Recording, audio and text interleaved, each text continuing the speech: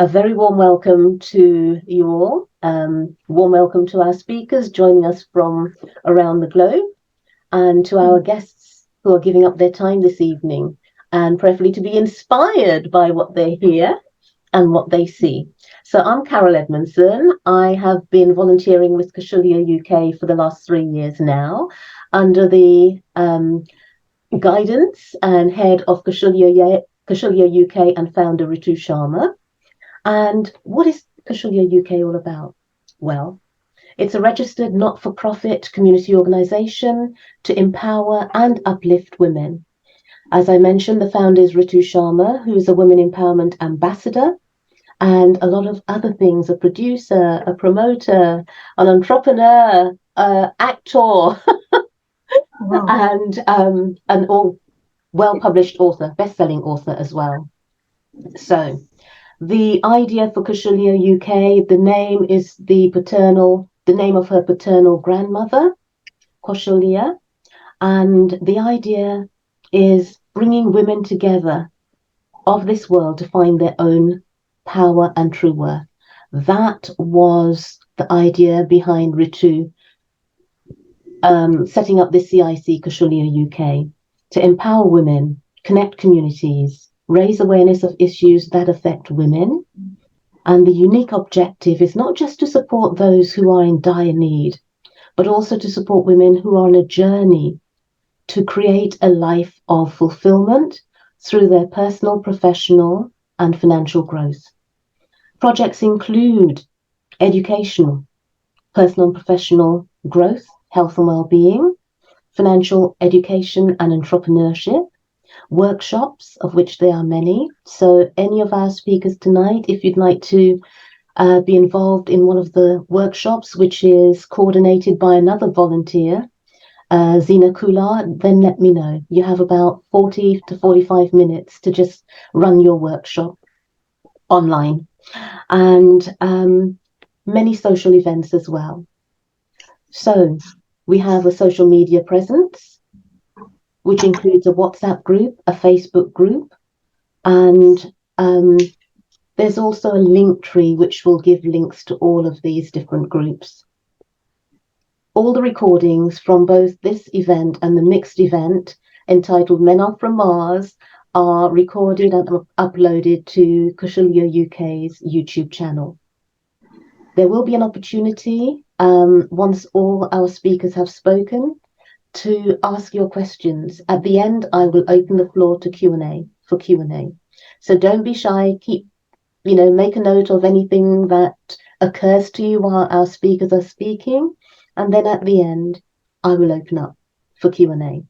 So I am excited. And by the way, please keep your microphones on mute when we start, like now, apart from the speaker who will be speaking. I'm excited and delighted to introduce you to our first speaker, who is joining us at an unearthly hour of nearly midnight in India. And that is Farah Ismail. Farah is, and we have spoken a while back to get you in the calendar, so we are finally here now. And it's really exciting to actually have you with us, Farah. So Farah is an international facilitator, coach, speaker, and founder of Interact Consulting. With over 25 years of working with global organizations, designing and delivering leadership programs, she is now on a mission to inspire women with her proven blueprint for a more meaningful, limitless life. And Farah will put all her connections in the chat when she has spoken. So Farah, it gives me great pleasure to yield the floor to you. This has been long awaited, so over to you.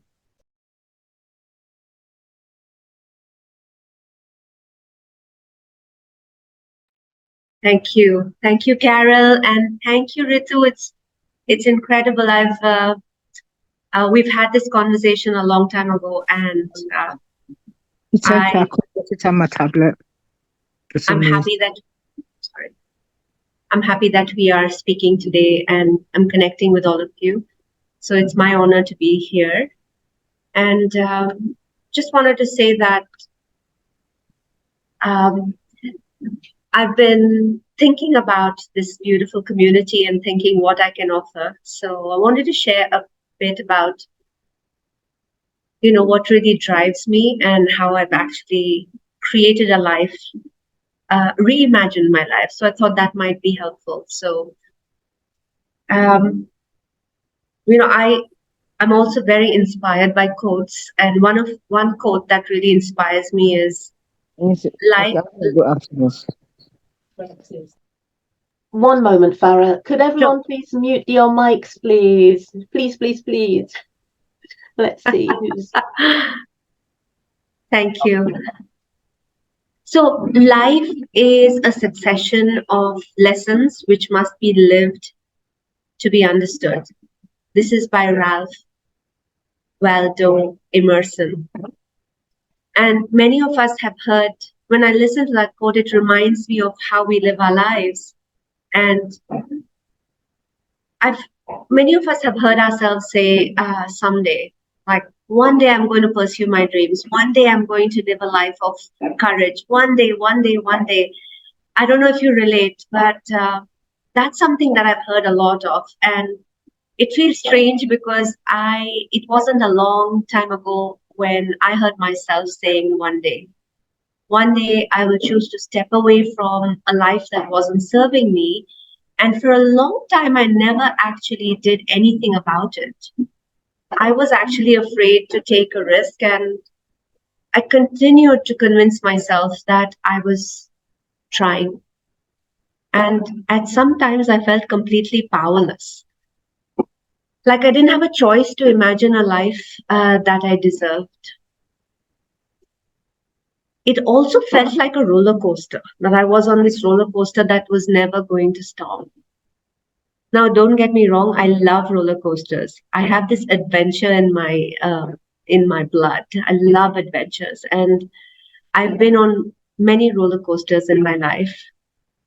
I've experienced the thrills and the highs and lows, and I just didn't know my life was going to be one.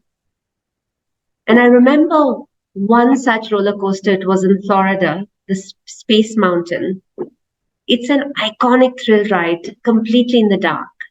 It's not for the faint-hearted. And I remember I got onto this ride, and before I knew it, I was flying through the air. I couldn't see anything, and the track took a sudden turn, and we plunged into darkness. I remember that moment. I was petrified. I just thought I was going to die, and I was sweating, and I was all tensed up. I couldn't see anything, and I could only hear my heartbeat. I don't know if anybody relates to being on a roller coaster that never stops, or when you feel like it's, you're out of control. It reminded me of a time when my life also felt like being on Space Mountain. Like I'm stuck there and I had no control. I was scared. I desperately wanted to get off that roller coaster. But when I was on that Space Mountain ride, I learned something very valuable and something you can use. When I decided to just let go, I had the most amazing ride of my life. And one of the things I remember from that, I take back is you never know what the roller coaster has in store for you until you dare to ride it. Today, I'm about to share, how my life has shaped and some powerful gifts that I've got, which I came to understand what it really takes to get out of my way to live a life which is really bold and courageous and to reimagine everything, especially my life and my business. And I think you can use it as a springboard to your success as well. So I spoke about saying someday, right? One day I'm going to do something. And I think there are a zillion somedays we fantasize about every day. And here's a very interesting statistic I found out, that on an average, people daydream about 1.5 hours every day, which is probably a month in a year. Can you imagine an entire month of the year only daydreaming? Isn't that an amazing vacation? Well, I've been there, but there's nothing wrong with daydreaming. That's what I believe. But eventually, we need to wake up and take action, act on it, not just dream it. Because when we are in this la la land, life is just happening all around us, and we're often missing the vital clarity that we need, that awareness that really holds us back, and the understanding which is really based on the facts of our life. And every day, I believe that life offers us a lot of opportunities to gain this clarity, especially when it comes to what we want and what we don't want. And life keeps knocking at our door. I don't know if you can hear this. It knocks on the door, and when we ignore it, it gets louder. And when we refuse to listen, then it pounds on the door. And when we ignore that, it shows up in all aspects of our life. And when we ignore that, it drives a big bus into through the door. We really need to wake up and listen. I was hit the hardest by this bus when it crashed my life door in 2006. It feels like yesterday. It was the morning of June when I woke up thinking enough is enough. And I knew I was ready to change my life. You see, I had been married for 13 years and gone through a series of traumatic and tragic experiences. And I was also stuck in an unhealthy marriage. I was not happy. I made the biggest decision of my life that morning. I packed my car with nothing but a bag of clothes, my daughter, a computer, and I just drove away. I left everything behind. And as I remember, I pressed the accelerator. I just stopped looking in the rearview mirror. There was no way I wanted the past to hold me back. I just moved ahead into the future that we wanted to create. I actually lost all my friends. I had no financial freedom. I was on this roller coaster of emotions. I had the feelings of heartbreak, fear, anger, and grief that accompanied all this. My whole world had turned upside down. I just had one thing. I had the faith and the courage to take that bold step that day. And when doubt comes to your door, let faith open it. I rebuilt my life and my business from scratch. We literally had to reimagine everything from that time onwards, and my daughter and me. Was it easy? No. Is it possible? Yes. That was the turning point in my life, which set me on this amazing personal and professional path and set me up to be the courage catalyst and activist to help others today. I trusted the next chapter because I knew the author. Interesting, isn't it? When what our minds are capable of. For years, I felt stuck and I feared a loss, but a moment of courage just gifted me this metamorphosis, a rewriting of a story I was telling myself for a long time. I just felt free. And I feel that it's so easy for our minds to trick us to believe that we have reached our limits when we know we are capable of so much more. And I just think recently I heard a very, very powerful story, and it is one of my favorite stories, and it shakes me even now. It's the story of fleas. I don't know if you've heard about a flea circus. And this is a true story in the 19th century in Europe. It was run by gypsies. And when you walked into a circus, there would be a magnifying glass, and you can't believe your eyes. There would be these fleas jumping through hoops of fire, pulling tiny carriages, and just doing crazy things. And the most interesting thing, they were not even trying to jump or fly away. And I was just thinking, how do you train a flea? Well, you take a flea, put it inside a glass jar, and you put the lid on. And the flea by nature loves to jump, and it's going to jump, hit the lid, fall down, jump again so many times. And it will jump, jump, jump, even, until it learns a very powerful lesson. And that lesson is that there's a limit to how high I can jump. And you can take off the lid after that, and you'll find the fleas will not be able to jump higher. They will just fly, they'll jump just below me. I find that very interesting because I was thinking about us as humans. When we hit a bump, we experience something, we start creating our goals within a glass jar. So easy because we don't want to feel hurt and we don't want to actually, experience the pain. And we just want to avoid the fear. And it reminds me that we all have this invisible ceiling above our heads. And it comes from the experiences and like the one I was talking about, and which keeps us feeling stuck or fearful and just thinking small. I want to say that everything starts by, breaking free and knowing that you can jump beyond what anybody told you is possible. We have the choice to jump as high as we want and, of course, lift that lid from our thinking. That ceiling doesn't exist. That's how I'm living my life right now. I want to make my ceiling a floor, and that's how I challenge myself and reimagine everything. I love to disrupt my thinking and create from that space. There's a quote from Rumi that I would like to also share. It resonates very, very deeply. The garden of the world has no limits except in your mind. So, you know what? If you ever have to doubt something, just doubt your limits. So, where do you find yourself today? I find that if ever it looks like you're on a roller coaster of life, remember that you can use your setbacks as springboards. You can use your ceiling to be limitless, and you can embrace the knocks and the wake up calls to create new possibilities. I just believe that we all have fears, all of us.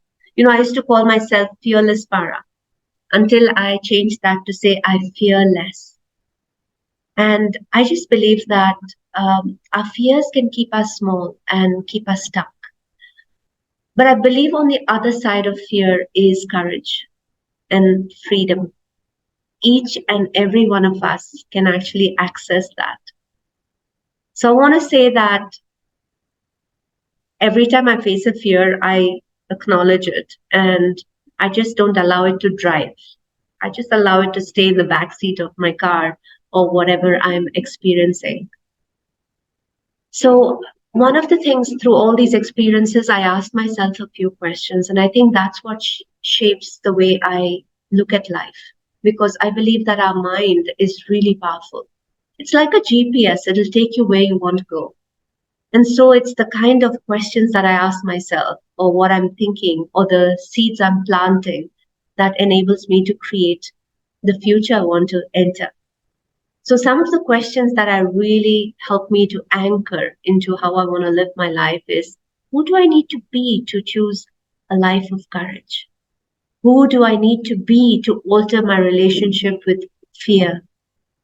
Who do I need to be to create value in the world I live in? These are the questions that I live with. And I think that in deciding who I want to be rather than what I want to do, that I could turn my life around for the better. I decide my future is something that I enter, not something it's something I create actually. So I want to say that our life lessons can be a catalyst for us, for our growth.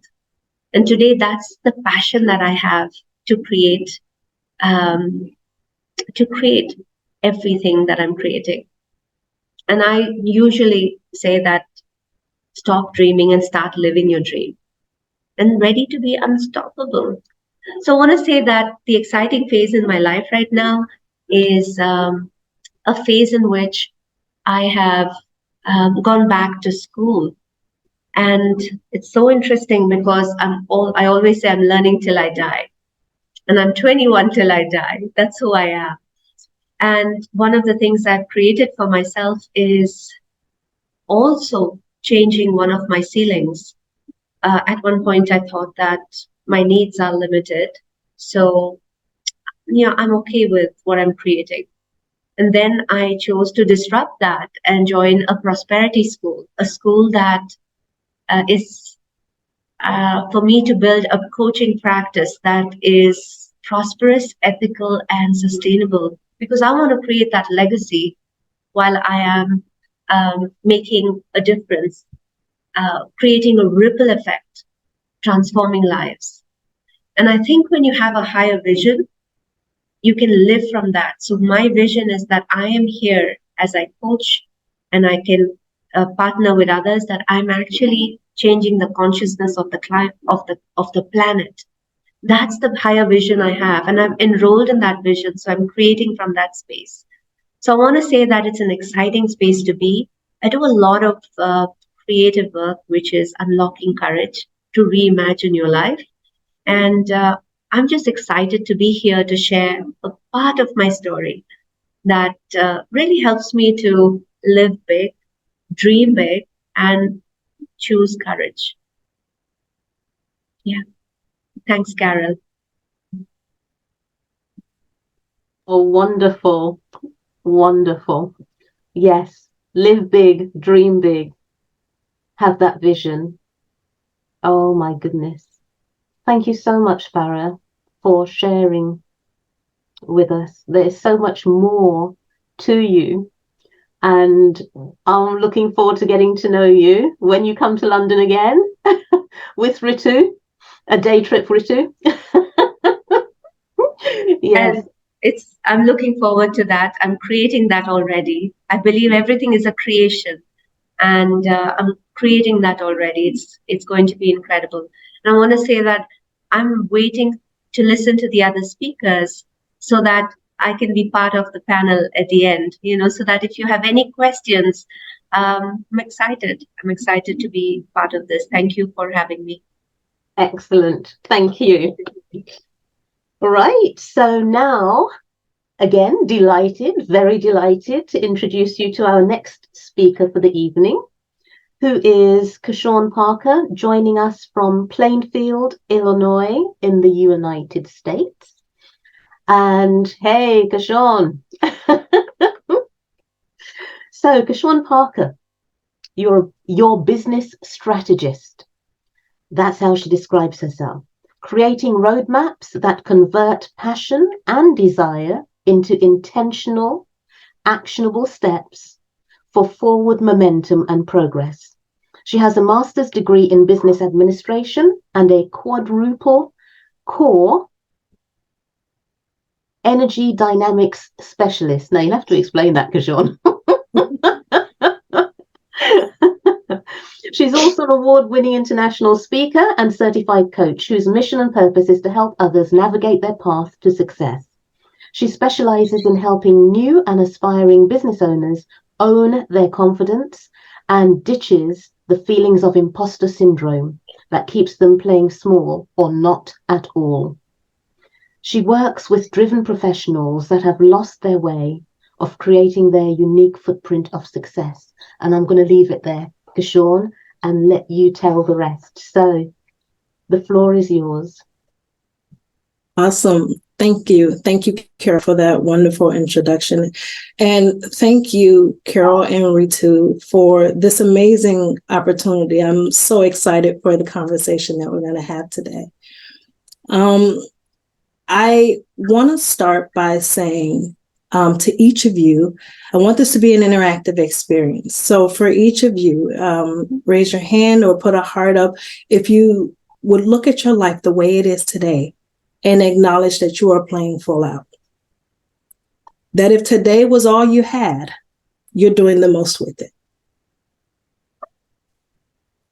You see, my story starts in ways that I could not have imagined. I mean, I could not have written a script.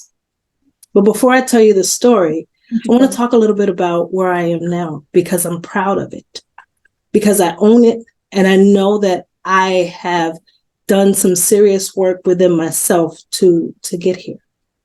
So I spent years learning in the education field. As mentioned, I have my master's in business because I love business administration, learning and development. But I'm also a speaker and a coach.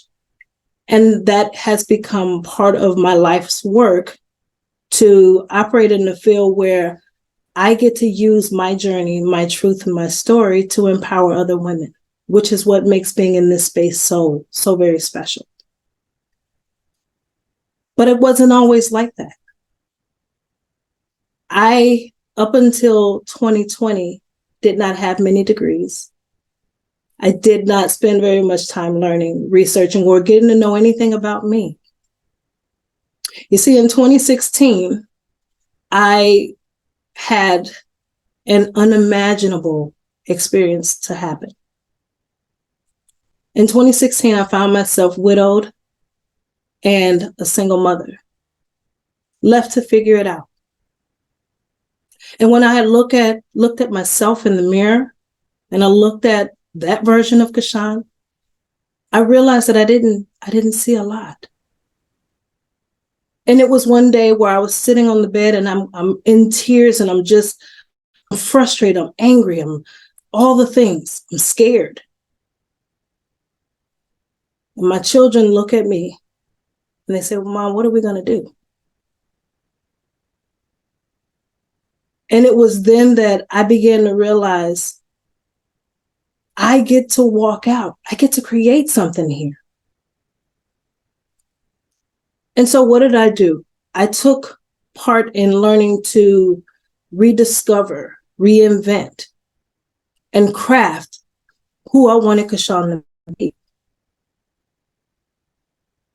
When I buried my husband, I thought, this isn't how this is supposed to play out. This is not how this is supposed to work. I thought we were supposed to have kids. We're supposed to buy homes. We're supposed to have the career. We were supposed to do all this. And now I'm looking at an empty slate. Not knowing anything about Kashan, what she liked, what she wanted. And then 3 beautiful children that are watching every move. And so one of the first things I did was I began to work on my greatest project, me. And in learning to work on me, I did a couple things. One, I acknowledged that fear was present. How many of you can look at things that have happened in your life and say, yes, fear is very present, it's very real. But what I realized also in that moment, present with fear, was an opportunity. And so one of the things that tends to happen, we do it kind of maybe unconsciously, maybe consciously, is when we hear about, journeys and stories and we see potential in people, one of the first things that we want to do is we want to push our view on what those people should do with their lives and what they should do with themselves. We push it onto them, not in a bad way, but in a way that forces them to look.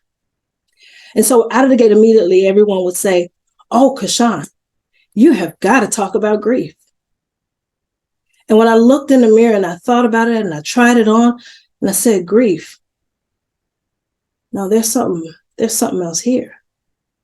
I don't judge grief.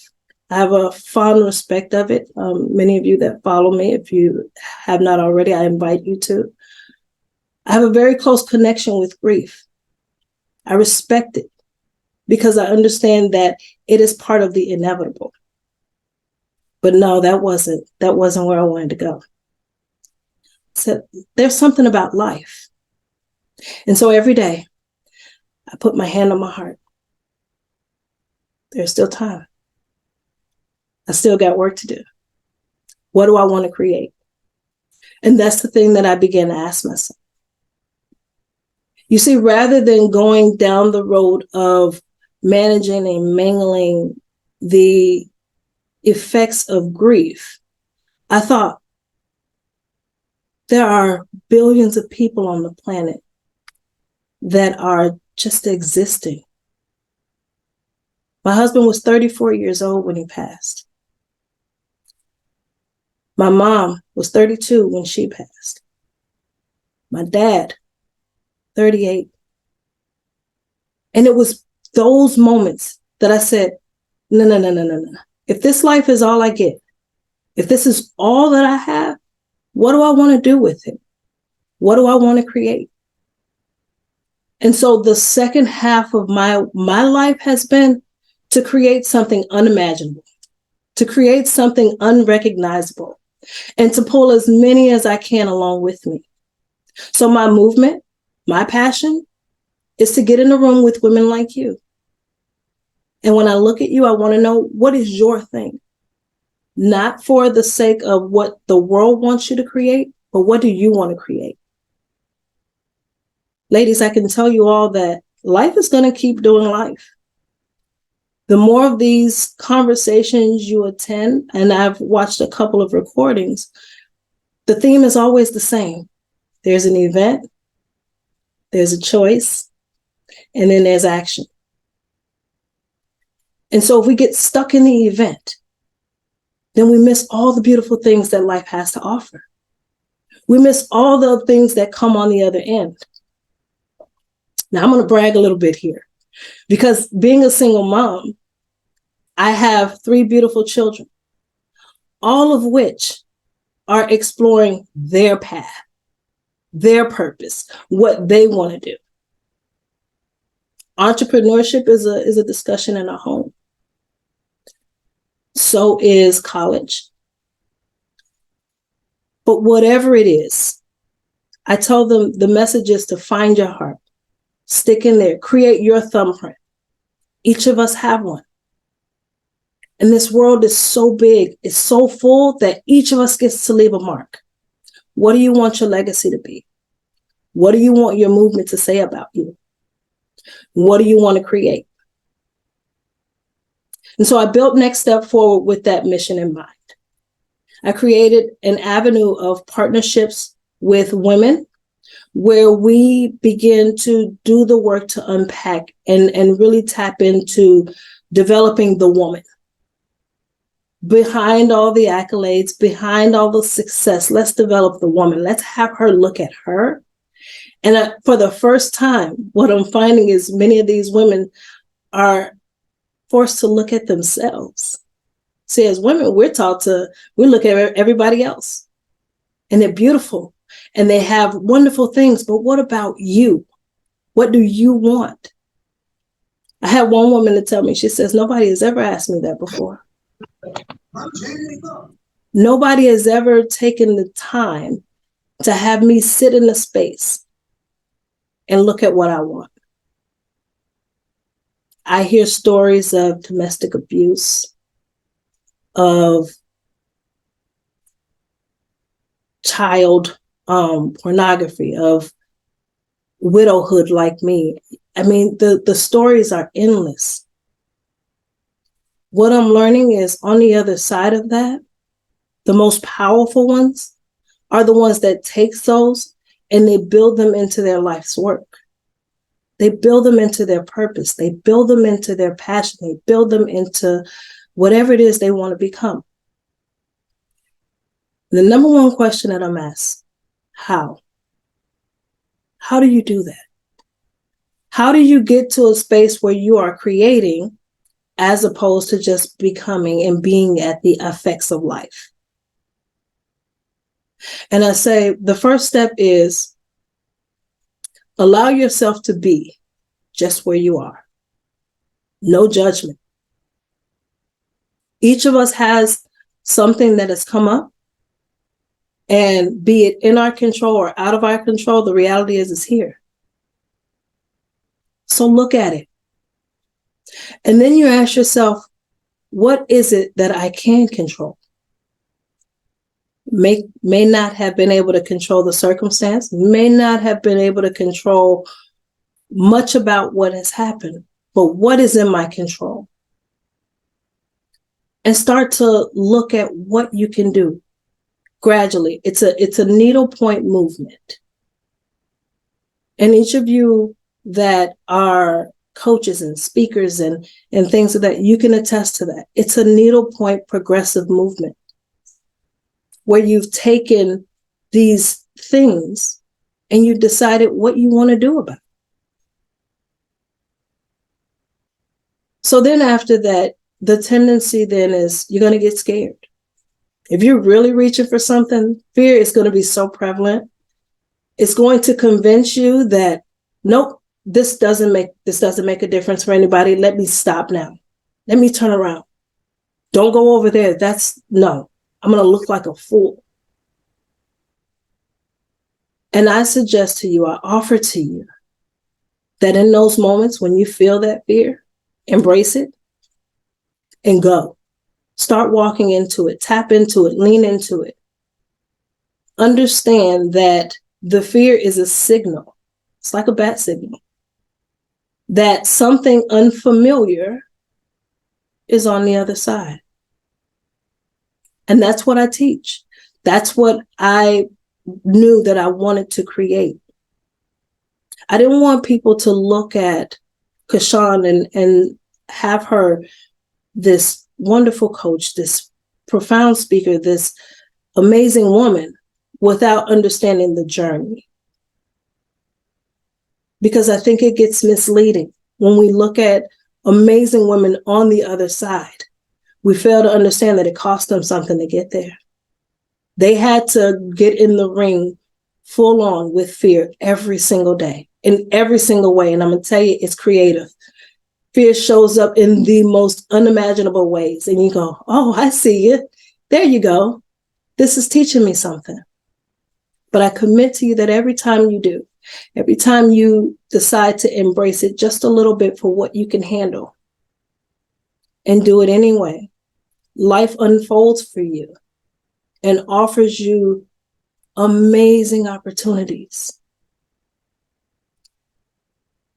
If someone had told me in 2014 that I would be speaking and coaching and own my own business, I would have laughed so hard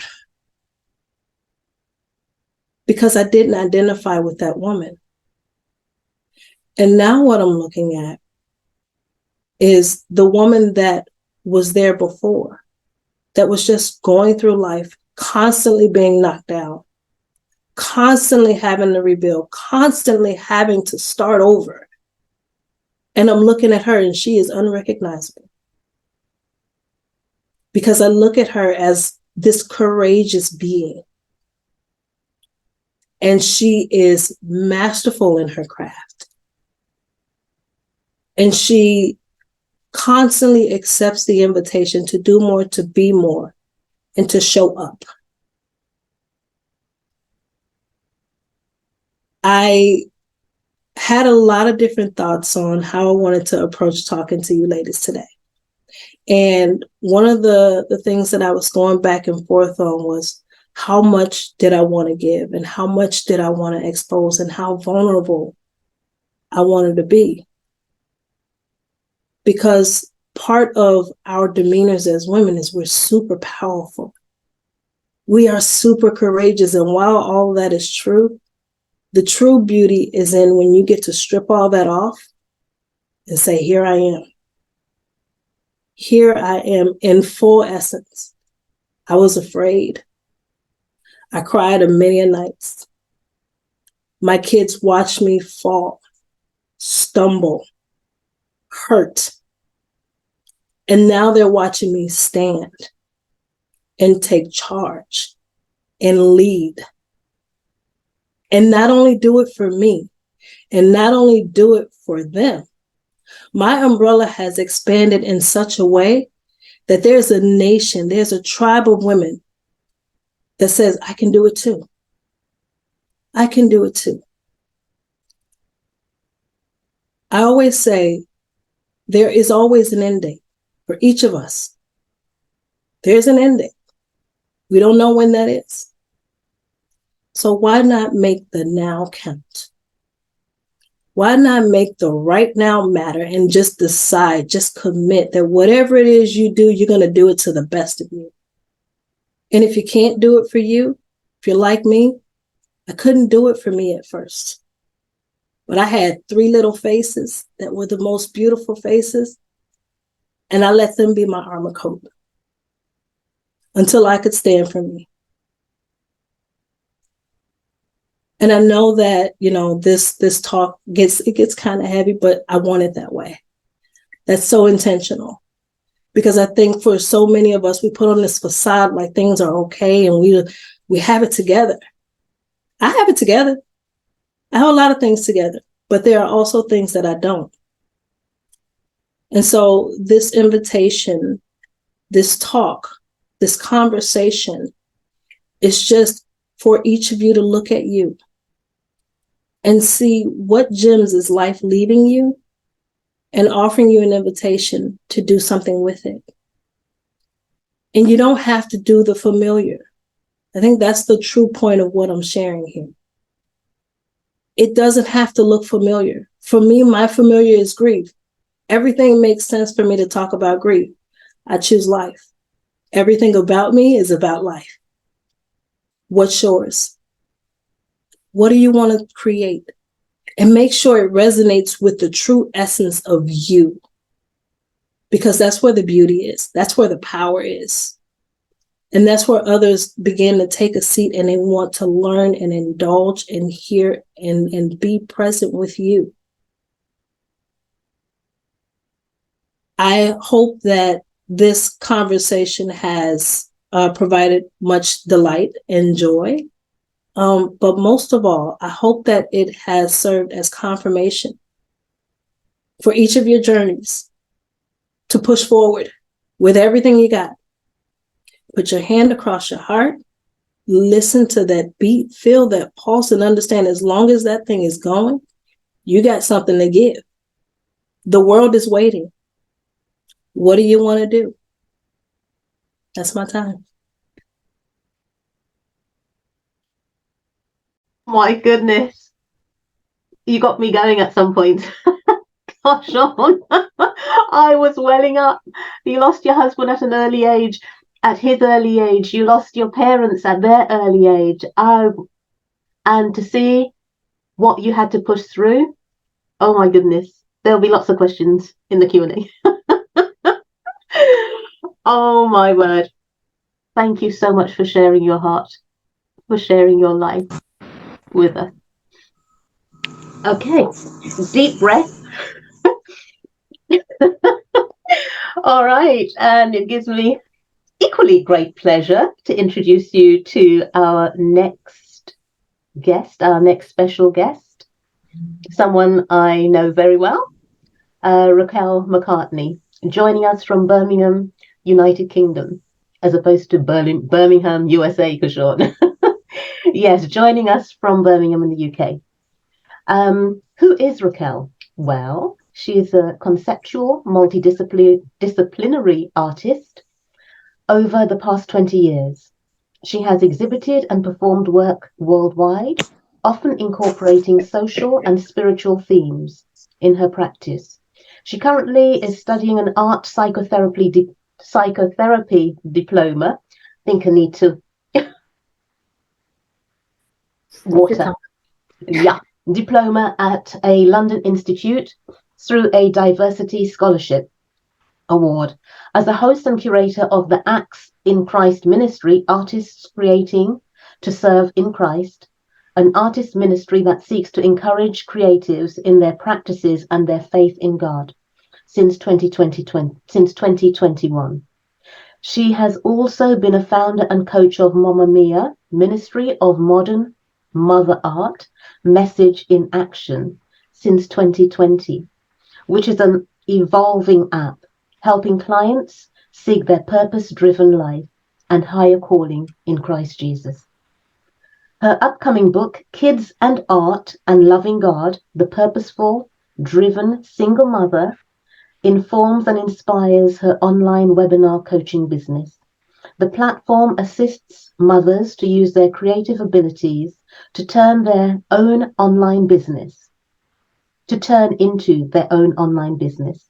This vehicle helps people to connect with who the Father, Abba Father, God created and intended them to be, utilizing their God-given gifts, skills, and opportunities to their highest level, and glorifying God through their outlets in whatever capacities that can benefit others, in the hope of ultimately offering a sense of fulfillment, lasting joy, peace, and contentment for themselves and their families. Now, Raquel, I yield the mic to you. And we are so blessed to have Raquel because she's incurred a brain injury at school from one of the children. And yeah, she's in pain a lot of the time. But Raquel, thank you for still coming on and sharing your life with us. I yield the mic to you. Thank you, Carol. Well, first of all, might need a minute to just get myself together because I was very, very moved and touched by Farah and Kaushalya, your messages and your sharing. Very much looking forward to this evening and what I was going to learn from you all. So yeah, I'm a little bit emotional, you know. So yeah, I just need to breathe and have a little drink while I just get my slides up. 1 second. Let me find the right thing to click on. Where is it? There it is. Okay. Oh. Bear with.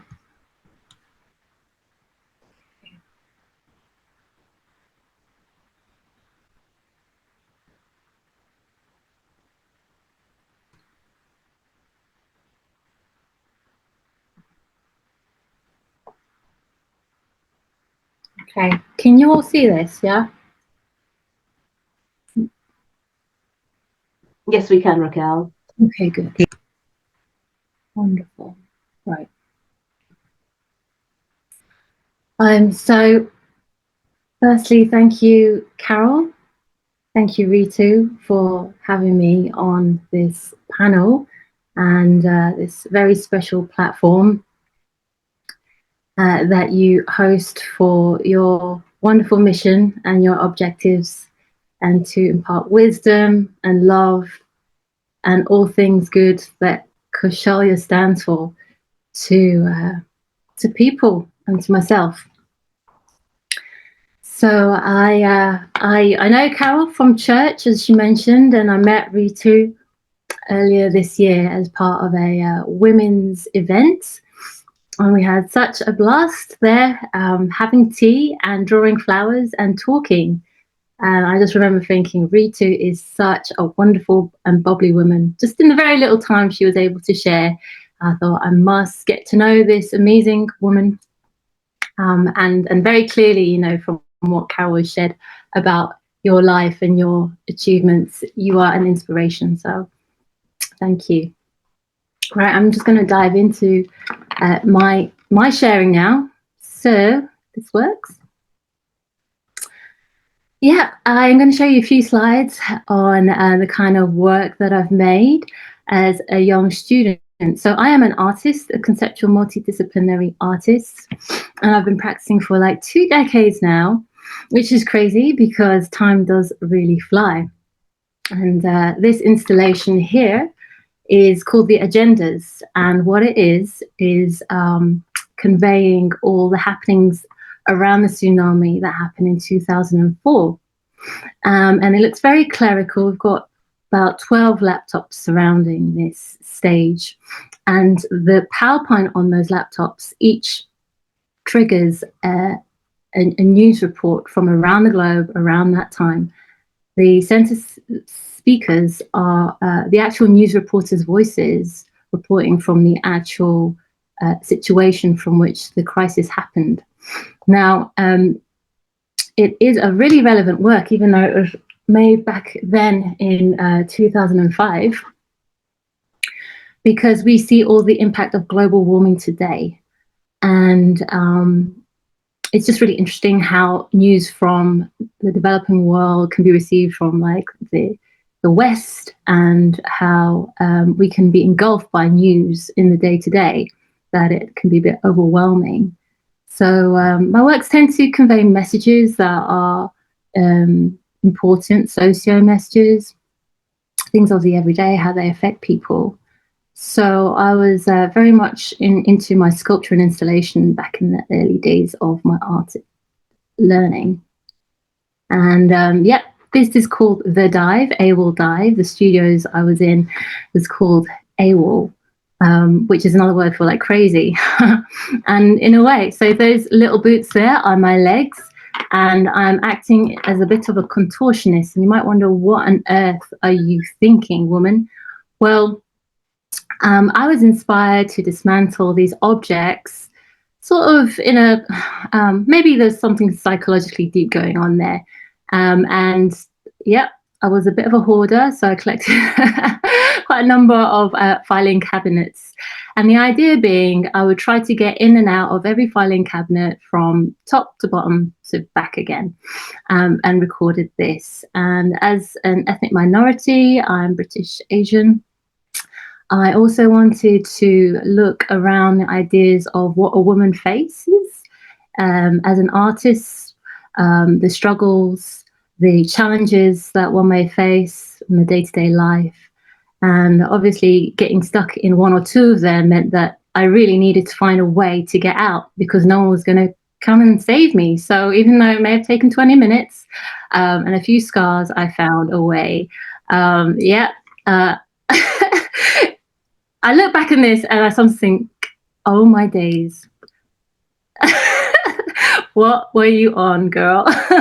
But it is so humbling actually to look at what interested me back then, because a lot of those ideas are still really meaningful to me today. This is a karaoke piece. I had a bad dream one night and I felt like I needed to sing my heart out. And this is Johnny Cash's song, Hurt. And the idea of karaoke is you all have fun. In my culture, it's quite a popular thing. Have food, and it's a great way to get together and just make memories. But here, as this was exhibited, I was singing in a sort of like a croaky voice, and the text was significant. Your last relationship, how did they? Oh my God. Okay, some sound effects there, and how I exhibited this was in a way that showed like a person singing in isolation. So it was touching on the spiritual and questioning ideas around what there is beyond this life. And obviously we all know the story of Johnny Cash, and quite a lot of my work was fueled by trauma, as I come to realize looking back at my work. I came from quite a dysfunctional upbringing, so I guess that's what really led me to engrossing and immersing in the arts. They often say that some of the most broken and pained artists can make some of the most interesting and unique work, which I actually think there is some truth to that. So I was invited by Anthony Gormley, British artist, to contribute an idea on the empty fourth plinth in Trafalgar Square. Now, this is going back in 2009, where about 1,000 individuals was just randomly selected, where they could just use that platform, and it was televised on Sky Live. You had an hour on there, so if you needed the toilet, well, you needed to have used it before or wait after. So I took one of my filing cabinets, of course, and I did my 1 hour act of getting in and out of the cabinet.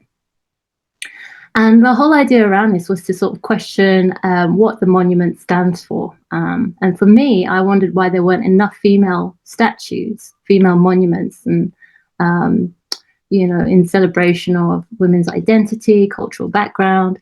So I thought I'd be a living monument myself and get in and out of a filing cabinet. And to be totally honest, it was a really fun time. That I was in my element. There's a lot of people out there, and I was just going for it.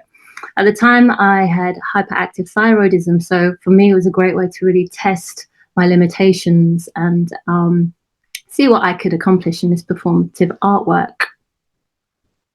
And then the works were displayed in his book, which for this work I wanted to dedicate to a friend, Sylvia Freeman, a dear friend who just showed so much courage and love and joy, especially in the last days of her life, where she would have to take about 12 pills a day just to get through and survive.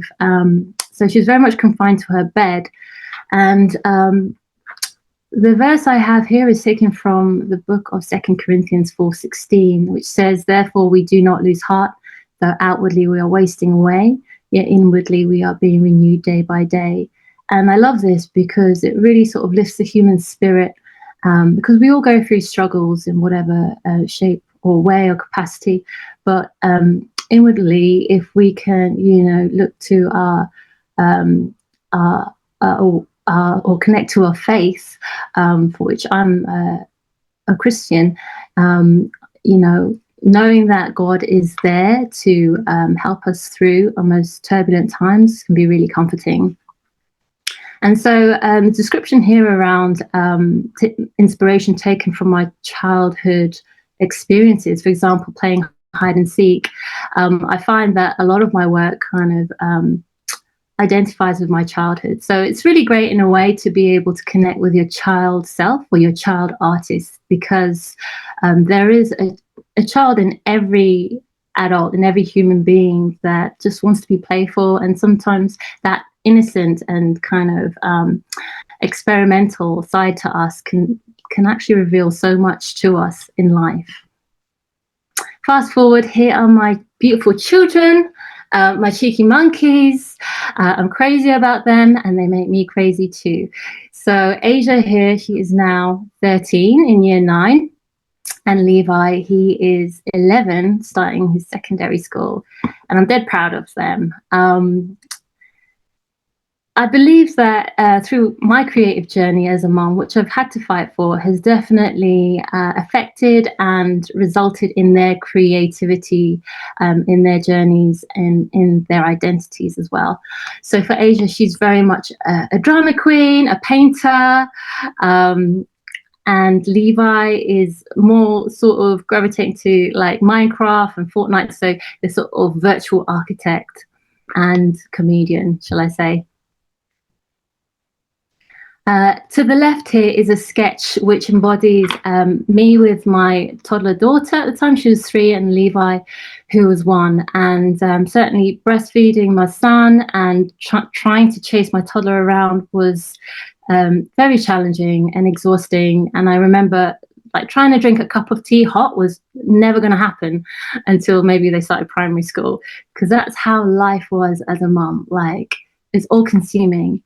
And I remember just wanting to challenge myself to do a sketch with charcoal, a 1-minute sketch every day for 100 days, just to keep my brain ticking.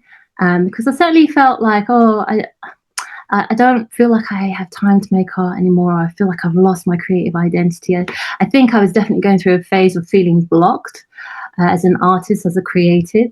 So I had to really kind of fight to unblock, read, immerse, try anything to just get my brain sort of creatively ticking.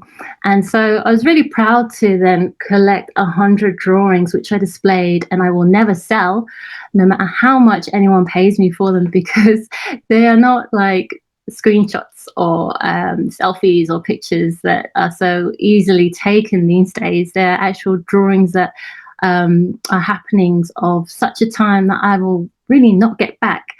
So I do treasure those drawings in my heart.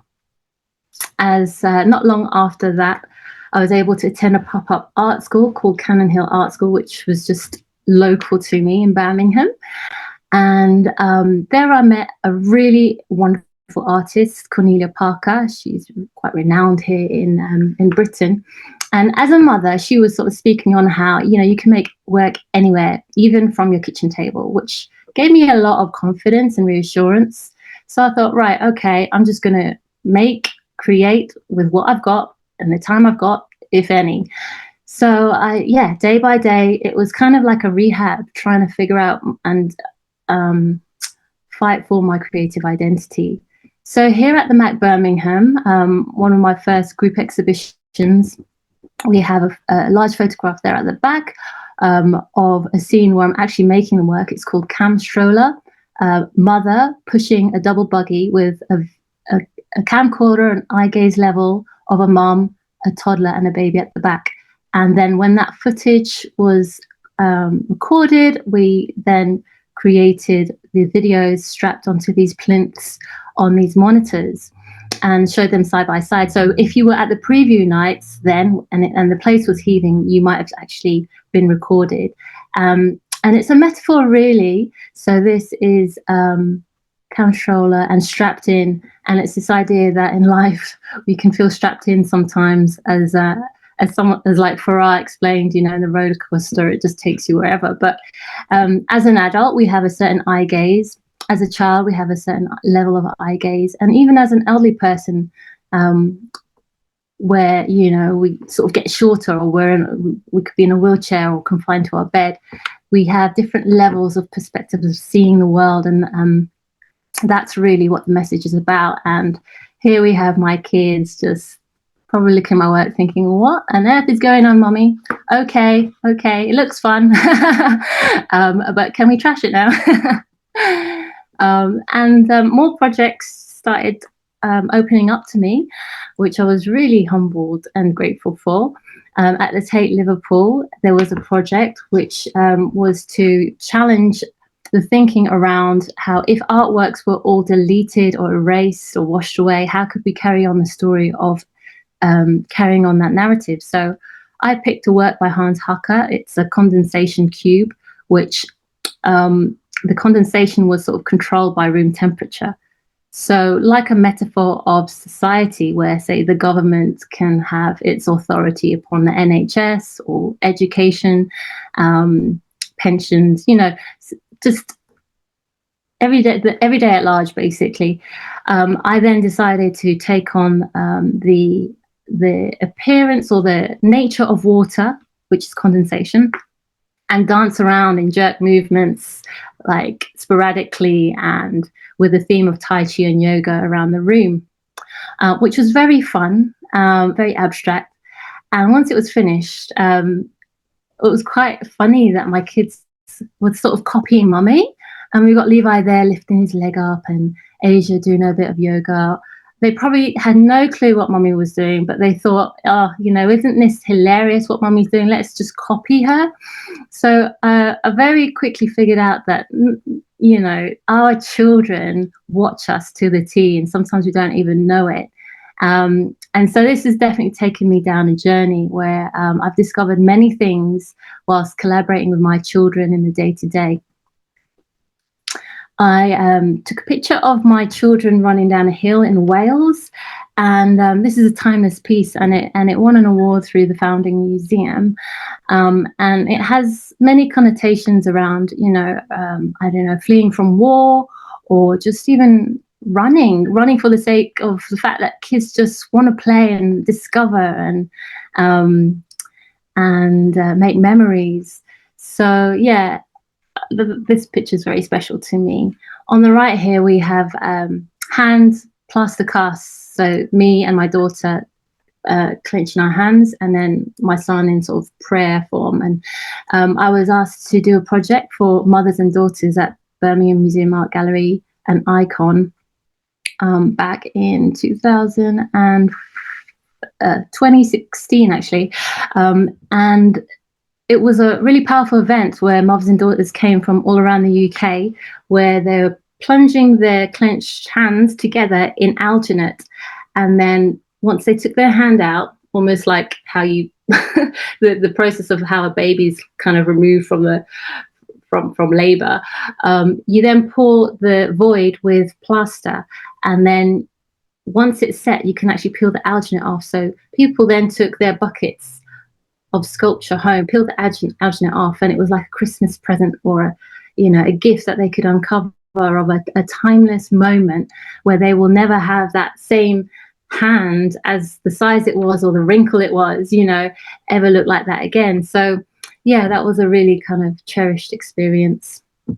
I was fortunate to receive funding to allow me to form a venture called Foundation Art Birmingham and Fab Forest School through Arts Council and Arts West Midlands Connect. And many workshops were devised from that, where families could access the arts in an easier way, where they didn't feel like, oh, you can't touch this and that, but perhaps where communities may not normally, just go to city centres for an art exhibition, but the art came to them, to their local cafe or to their woodlands or park or forest school or after school club. We were able to deliver these sessions. So here we have Birmingham Church of Christ, and we reenacted The Lion King, but turned our nativity into a Lion King. And in a shoestring budget, people were able to, like the teenagers were able to make origami, there were roles from toddler to mature person, singing, becoming an animal. And it was just like a really great way also to kind of put a spotlight on saving endangered animals. So a really beautiful way to bring community together, to kind of, spread the faith, spread the love, especially because this was at the end of 2016 and there was a lot of political turmoil around, certainly in Britain anyway, and across the world. I was inspired by a late Labour MP called Jo Cox, whose maiden speech back in 2015 was, "We are far more united and have far more in common than that which divides us." So I used a Tipex pen and wrote that repeatedly to create a world map, which won an award amongst 3 other contestants, where you could select your own charity to deliver the proceeds to from the t-shirts. And so Jo had tragically passed away from a killing around the EU referendum time for being a Remainer, can you believe? So leaving, widowed husband and her children, and certainly was a sad time for a lot of people. And it was just really special that this tribute T-shirt could actually, obviously just carry on her message. And yeah, this exhibition was tributed to her memory as well, the UK being stitched together through various garments donated from people around the UK. Now, at this time, we would hear of stories of refugees traveling on boats, but, not surviving and being drowned in the water, sadly, and it still happens today. So these clothes are sort of, in effect, kind of resembling that sort of washed away clothes on the sea, and also situated in like a derelict, abandoned room.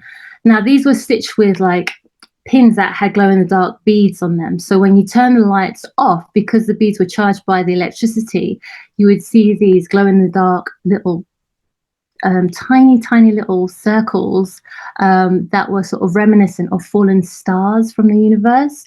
So it was really special and poetic, and a nice tribute again to all that was happening, to bring communities together rather than be exposed to so much hate going on in the news. That t-shirt design then became a poster through Flying Leaps, which was shown around the country in different billboards, and in Jo's hometown as well, in Yorkshire, Batley. It was also presented in Sheffield Millennium Gallery amongst some of my favourite artists, so Weiwei, Mona Hatoum, Peter Kennard and Jeremy Deller. Also a performance which involved inviting anyone from any dance ability to any walk of life to perform some choreographed dance that we could encourage Jo's family and constituents with. This was performed on a barge on a royal platoon just next to Tower Bridge. So I do have videos, but sadly for the sake of time I won't be able to show them, but I can certainly send you them if you ask. Millicent Fawcett, a statue of her was unveiled back in 2018, and as part of a 50-50 Parliament campaign I was able to see all that, and there was so much kind of hype around it, with it being the first female student in Parliament Square. As a tribute to mums and being part of a mother movement called United Despite the Distance, I decided to, again, that playful nature, be a still statue underneath this piece of fabric with the text, "Do not unveil, this mum will never stay still." And it's tributing mums who never stay still because they're constantly doing stuff and, you know, being completely sacrificial. So it's just me sort of championing them, saying, hey, you know what? This one's for the mums, but, you know, you're never going to unveil this, this living statue underneath it. So as I mentioned before, like collaborating with my children is a great way to be able to educate them around certain important topics. On the left here, this is commemorating the centenary suffrage, a procession around London where we got to wear green, white and purple. And this flag, She Understands Me, is sort of evoking the relationships between people, mother and daughter, voter and prime minister, for instance. And it was also to encourage more women to stand in parliament because of the imbalance. And yeah, there are more men standing in parliament than there are women at the moment. So Asia had a lot of fun, and my, could she walk all around London with those sandals. So I was really proud of her. Levi also wanted a part 2. So for the Grenfell Tower, which Grenfell Tower went up in flames as we know from 2017. So on the 2018 June 1st year anniversary, we went on a procession, and we have these things in England called Blue Heritage plaques, which are for notable, prestigious people who've lived and served. Well, with the victims, it's unlikely that they will ever get one of these plaques. Possibly Khadija say, but it's just that nature. So I decided with the 70 odd names of the victims to create green heritage plaques on this flag, green resembling the Grenfell motto, and it was part of Grenfell United. So when we were walking as part of this not really protest, but more commemoration, and there was some form of protest as well, but that's the political side of things. Many grieving families were looking for the names of their loved ones, and it was an emotional time, actually, looking at the flag and seeing the hope that this flag would offer people as they remembered their lost and loved ones. And in 2019, I was able to retrieve these QR codes, but from an artist friend of mine, and stick them on my coat. And I was really interested in how you could scan a QR code and then it would direct you to a page. So this page would direct you to register to vote. And as a mum, I realized that there's so much that the government had in terms of their power and control to be able to either change things or make things worse.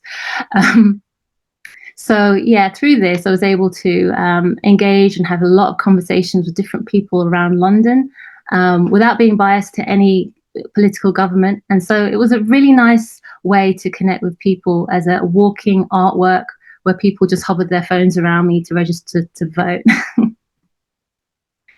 And then I wanted to write a book, which I did write a manuscript for, all the motherhood experiences I had as an artist mum. However, I felt like God was sort of saying pause and wait, because it wasn't too long before the COVID pandemic happened.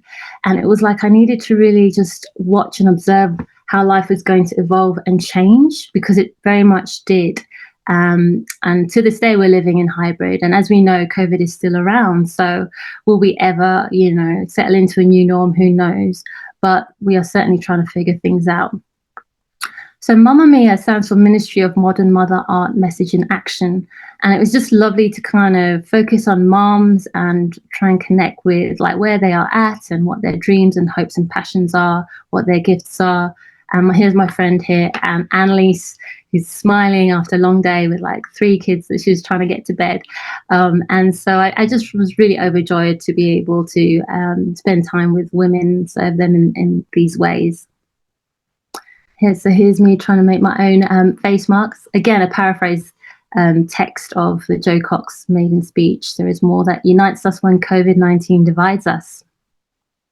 And certainly when it comes to division, like I went through separation from my husband in 2019, which was really hard, really, really hard. Divorce went through in 2020. And yeah, certainly one of those things that was out of my control, as Kaushal was sort of describing, and Farah as well, where, you know, there are some things you can control, others you can't. So here's me, I'm in London and trying to kind of homeschool my kids online. We're talking here about global warming and the pollution 2019 to 2020. It was a hard time personally, like trying to do what you must as a mom, but like the pain of being away from your kids led me to then move back to Birmingham shortly after. And yes, through Mamma Mia, it lent itself to a platform to offer free workshops for families who were trying to twiddle their thumbs and figure out what to do with their kids while at home. So just with very basic resources on topics around the COVID. So we've got the bat and the wet markets and the theories around where COVID originate from.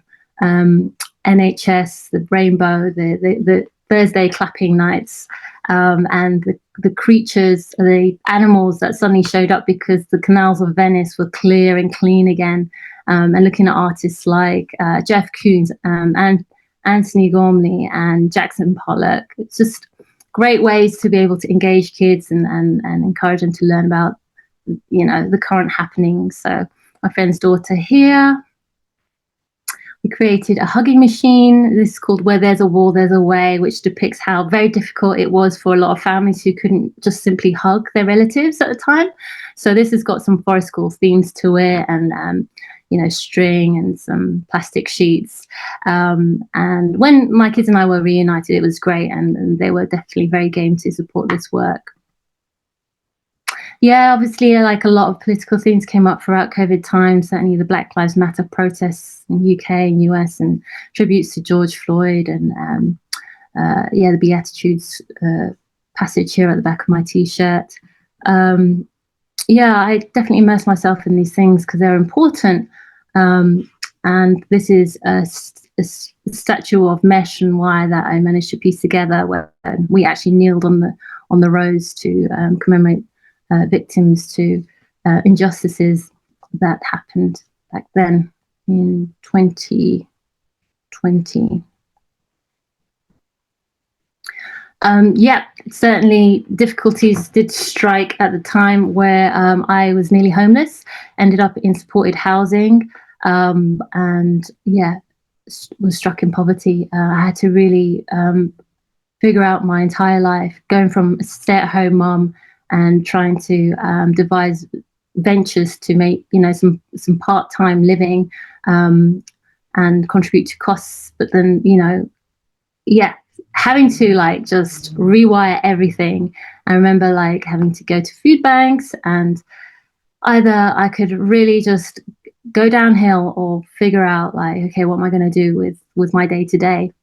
And it's really interesting what you can do in a small room. So I set up my room as a studio, and I just carried on with delivering these online workshops. This is a comet Neowise that came across the world in 2020. So we did a workshop with Mary Beth Kaczynski, and yeah, painted the comet, which was really beautiful. And then here we have Dylan Martinez, who took a photo of Patrick Hutchinson, who picked up a guy who had a concussion. And this was like the sort of feud between like Black communities and white communities. And here we have just a great show of compassion here. So we got children to color in this drawing that I made and discuss important issues. Now, Mamma Mia also lent itself towards creating a ministry, an artist ministry, to encourage creatives in their journey, but also in their Christian faith. So there are many things that we have been able to undertake and see things happen, from fundraisers to art auctions, to meeting up in hybrid and art galleries and having food at each other's homes, and workshops and people giving talks, including Carol here. She partnered with our friend Dylan and gave an amazing talk. So this really encouraged my faith, because I found a community and tribe that I felt like I could actually relate to, and they could relate to me. So it definitely was like an aspiring dream I've had for a very long time, but only just have recently uncovered what that is. So Kinzuki, if you know what that is, it's like a Japanese art form. So Carol gave me this bowl as part of my 40th birthday, and it's just so beautiful. It's got an artificial plant, and it cracked because it fell on the floor. And the idea is when you piece it back together and you paint gold enamel in the cracks, it becomes more beautiful than what it was originally. And the idea of broken parts coming together metaphorically for my life, for anyone else's life who's been through a bit of a mess and having to restructure, is certainly here. And so treasures in jars of clay is like 2 Corinthians 4 talks about, being able to shine our lights and be used by God in special and powerful ways, even through our weaknesses, our flaws, our pains, because how we can help and touch someone else's life who's probably going through similar can be powerful and immense. And I only really realized this this year when I celebrated 21 years since I became a Christian. And on that day, I was accepted onto an art psychotherapy course. And it's interesting, 15 years ago, I applied to do art psychotherapy, but didn't get in because I didn't have enough experience, apparently, not enough life experience. That was after my degree. 15 years later, they have accepted me. So I think they said they were looking for robust people. And I think perhaps through my life experiences and trauma, I've become enough robust for them to have me on. So yeah, I'm very blessed to be starting that next week with this diversity scholarship. And this app now, in terms of its timing, yes, Mamma Mia was on a bit of a pause from 2020 to lend itself to other things. But now in this summer season, it's definitely drawn clients in and developing into an app in a month's time. So here are some of my clients, and the idea is to really help people to figure out their purpose in life. And sometimes you just don't even know where to begin. I really believe that I found mine, so I feel the call to help other people find theirs. And for some reason, people do come up to me and just ask me, hey, I don't know what to do in this stage of my life. And this was before I even knew about Mamma Mia and all that. And I would kind of guide and advise them.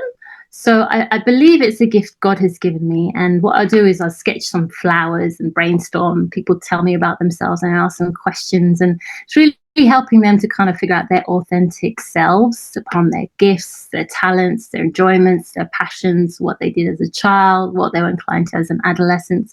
And I just help to piece the puzzle together. I go, boom, there you are. Is that you? And they go, oh my goodness.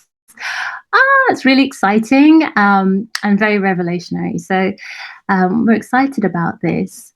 And finally, here's my 40th, which was celebrated in June. And there was a period where I wasn't going to go ahead with it because I was just facing a lot of pain through my challenges of the divorce and my ex. And I kind of felt discouraged to even celebrate the milestone of my 40th. But then my friends were like, no, let's do it. And the Acts Ministry pulled together and we had this amazing venue, again, similar to where we performed before near the Tower Bridge, Hermitage Community Moorings this is. Food was served and decoration was done. People entertained, sang, performed. We danced and it was so special. And to take a moment to just look around, all my friends and my family and loved ones, people who've stuck with me through thick and thin, was, for me, this is like one of the highlights of my entire life. And in a way, it was like God speaking to me to say, you know what, you are special. You've been through a lot and that's okay because I've held your hand through it all. And you have an amazing future ahead of you. So just keep going on, like one day at a time. Do your best and he'll take care of the rest. So yeah, I really hope that you've been able to resonate or take something small away from my sharing. And thank you so much. Excellent. Thank you, Raquel. Thank you. How do I get out of here? And yeah. Stop screen share. Yeah. Excellent. Wonderful. What an amazing journey. What creativity. Oh my goodness. All in a 40-year-old. My word. Not that you look it, I have to say, not that you look it, my dear. It's coming through. Ah, right. Long-awaited moment. The floor is now open for questions to any of our speakers. So don't be shy.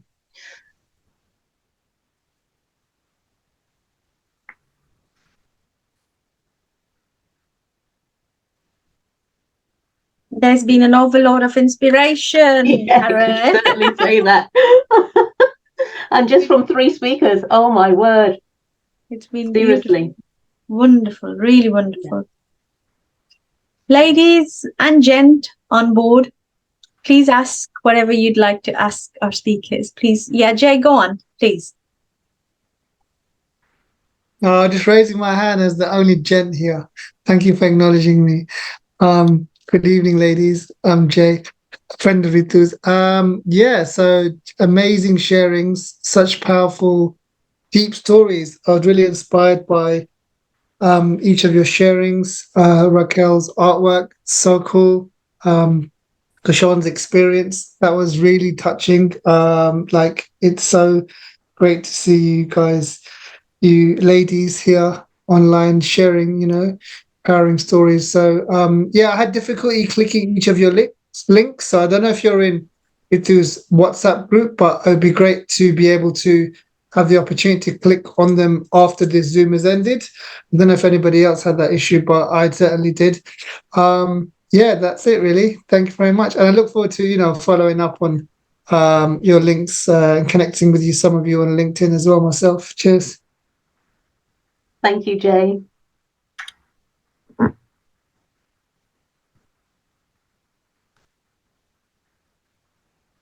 Oh, it's very hushed in here.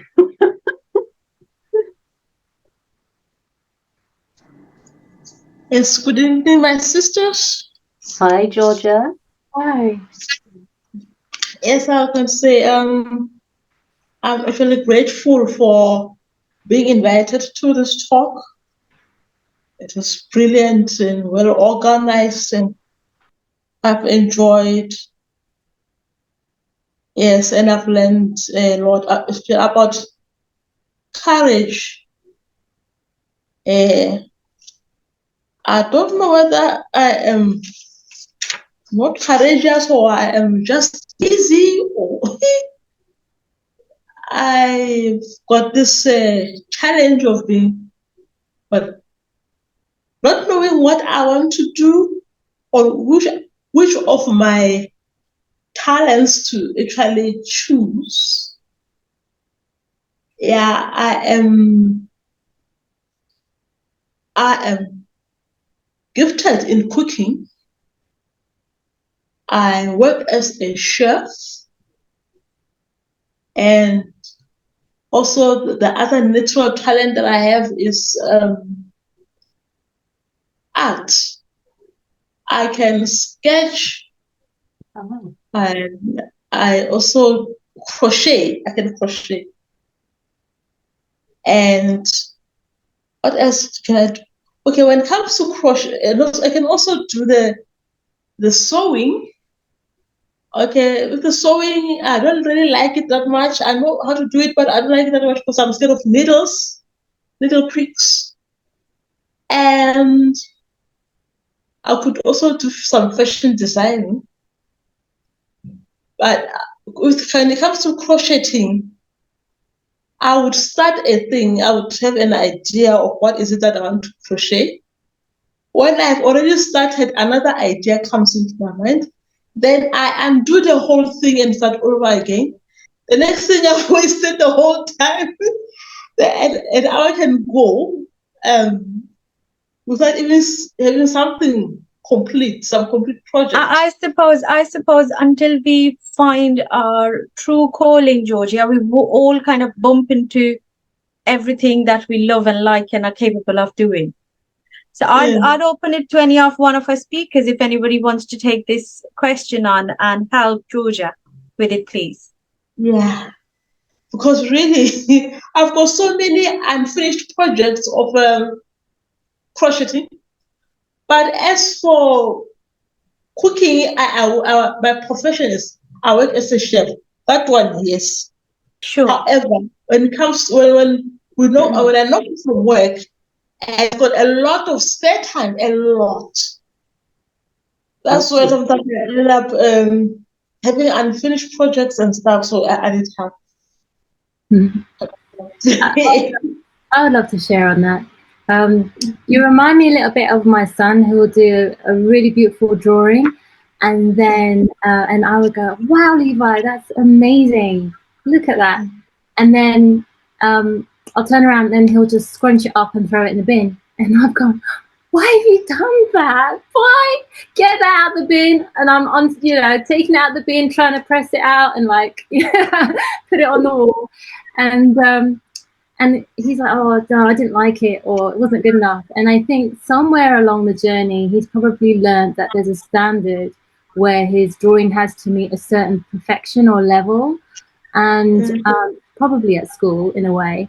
And I'm trying to help him to just sort of see that what he's producing or creating is meaningful, whether it's a finished piece or a study or an incomplete piece. Now, that doesn't mean you have to collect everything, but it's just, I think, like the security of helping him feel confident in what he's creating matters rather than throwing it in. So, like, you're crocheting, if you like experimenting, just be in that space to experiment and embrace it, because it's a good thing. You are inquiring, you're discovering, you're making something new, whether it's finished or not. Unless it's part of the act that you want to just like, start and then take it out, which could be a therapeutic process. Try and then, but if you're feeling frustration, there's something else there, I guess. And certainly for me, like when I was describing my early motherhood stages, I was so insecure and lacked confidence to make anything that when I started something, I would be so embarrassed to, like, I'd take a picture of it for me, but then I wouldn't like want to share it online, or if I would tell anybody about it, it would be someone I really trusted who I knew loved me and would really encourage me rather than criticize me. So at this stage, I think it's really good to dive in and try lots of things, because that's the only way you're gonna learn actually what you're most passionate about. If you don't take those next steps of faith, you won't know. So you are actually building a dialogue, and in time, time will tell, and signs you will get as well that affirm how your work or your efforts will impact people. Excellent. And you can select from all those things, because we only have so much time at the end of the day. We could try everything. But thank you. Kashawn. Thank you. Yeah, I just really want to add it, Georgia, it all depends on, your internal barometer. I think the important thing is when you realize that all things lead to destiny. So you'll find that if you just pick one thing and you work with that somehow it bridges the gap to this other thing. And by the way, it might seem that it's completely unrelated, right? But it's the willingness to embrace the uncertainty and just walk anyway, and just let life really delight you in what it wants to create for you. Because the reality is you're only limited to what you know right now and what you could see.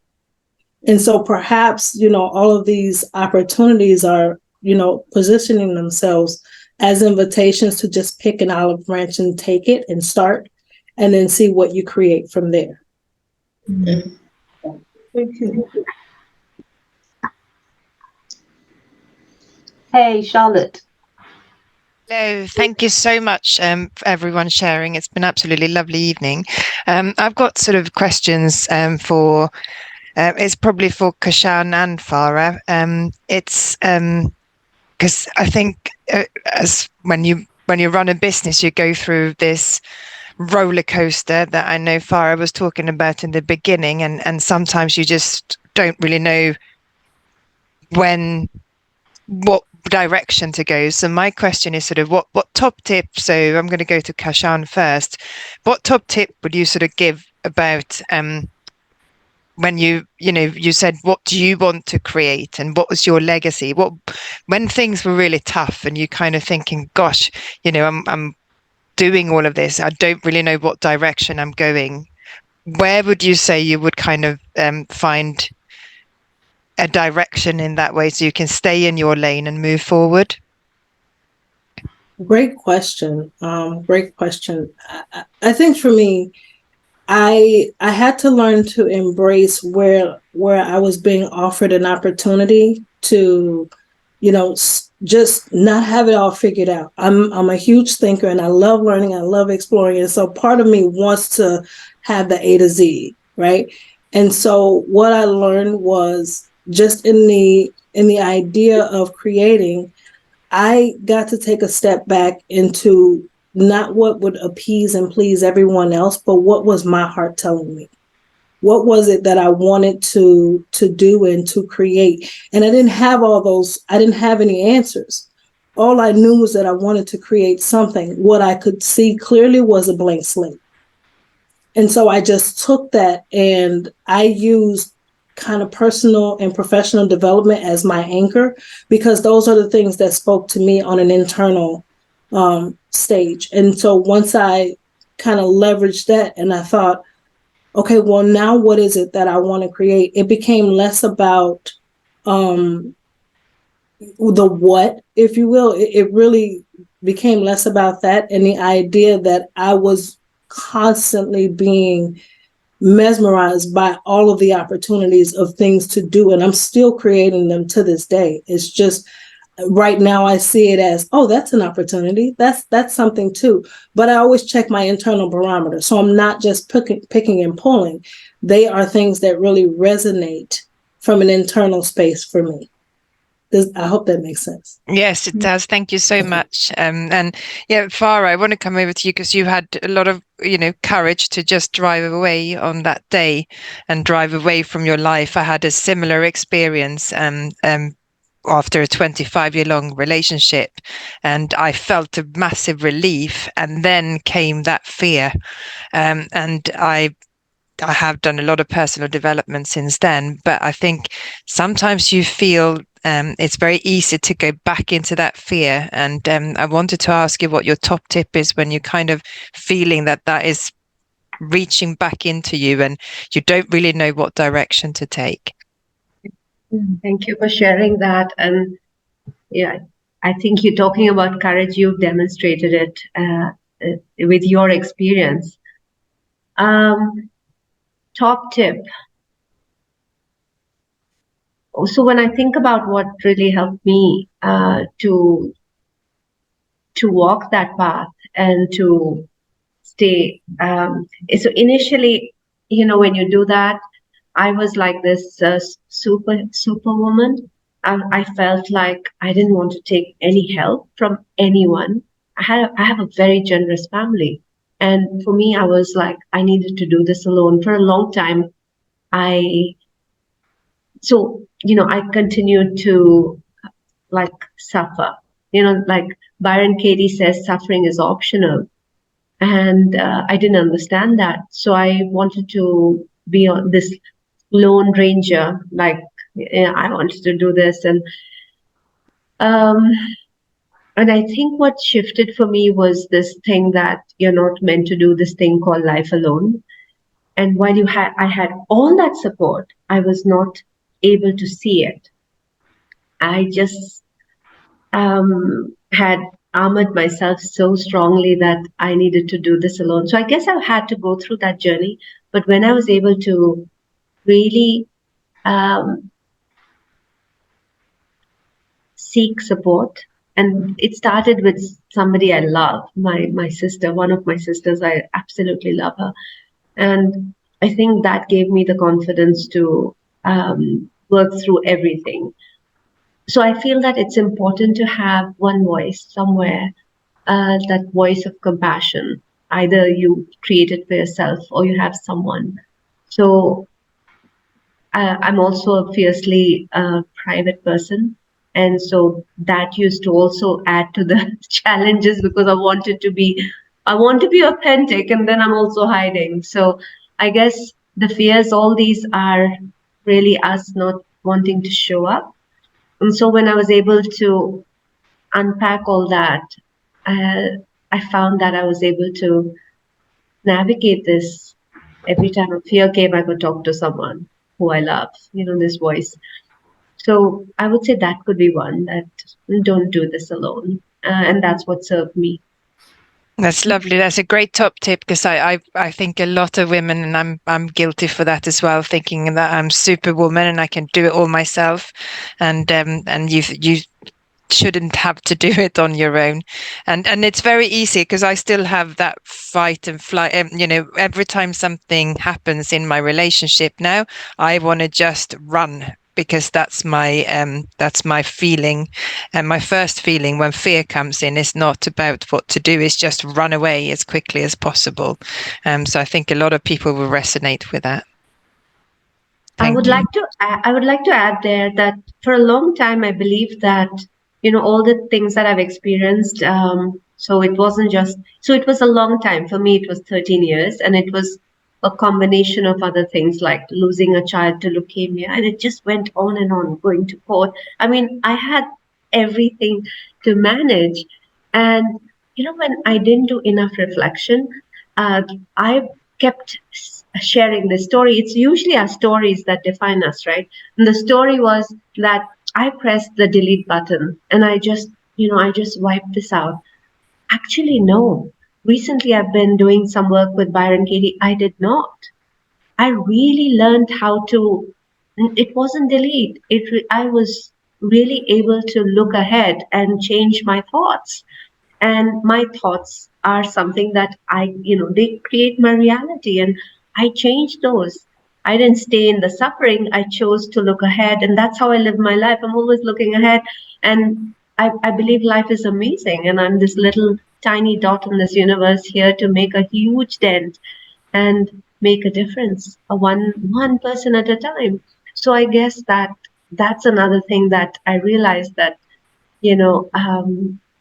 uh, you know, our mind is like a GPS, and what we feed in is where it takes us. So whatever I tell it now that's what makes me feel like it's a really amazing process for me to live by, to think about how I create myself every day. So I created, when I left that day, I actually created myself in a very powerful way, and I haven't stopped doing that. That's really inspiring. Thank you so much. Thank you.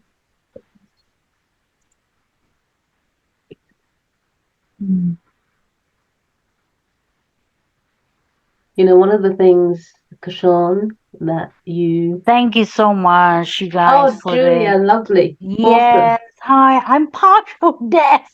I can't find my hearing aids. That's why I keep going like this to hear. But yes, thank you so much. It's really motivating. Thank you, Carol, for inviting me. It was only 2 hours ago, 3 hours ago. But yes, definitely I can take away with me the suffering, looking at it positively through the suffering, and creating yourself again.